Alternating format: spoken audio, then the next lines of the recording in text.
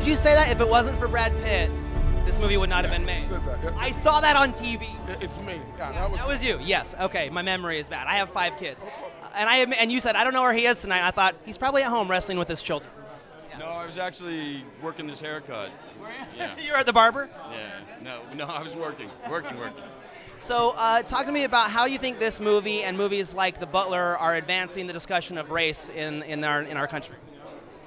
Well, what can I say? Look, I just think that I think there's no small thing that Barack Obama's the president, and I think that maybe artists or filmmakers thought they had the authority to tell certain stories, and I think it's a great thing. It means there's so many kind of stories within all kinds of American experiences.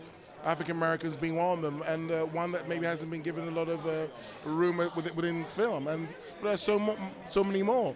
There's going to be a Puerto Rican stories and sort of Chinese American stories and so forth. So this is one aspect of this fantastic country's sort of amazing sort of melting pot of stories. So there you go. But also in these stories, there's a universality to them. I mean, we're dealing with a man who is fighting for his freedom. We're dealing with a man who's trying to get home to his family, who's trying to maintain his will and his dignity amidst inhumane circumstances. I find it's terribly moving. Well, listen, hey, I appreciate you guys not only making movies that are entertaining, but tell a good story.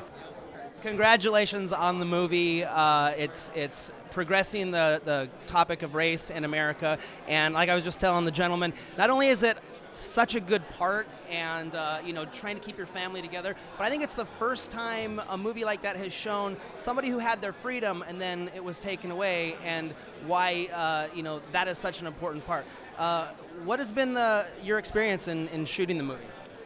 Well, I had an incredible time shooting the film. It's an extraordinary story. I mean, as you say, Solomon Northup is a man that gets put through an extraordinary circumstance that we can all see and relate to, and the way that he writes about it in his book is so beautiful and poetic, and has a great humility to it and a real understanding of human nature, good and bad, and there's something very three-dimensional about it, which I think allows us all in and all to understand who these people are, what the systems of reality were, and how these things happen.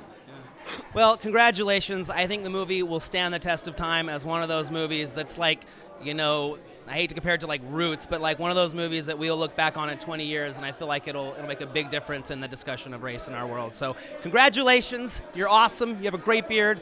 You're a handsome devil, too. You had to compete with Brad Pitt. I mean, geez. All right, thanks, man. Have a good night.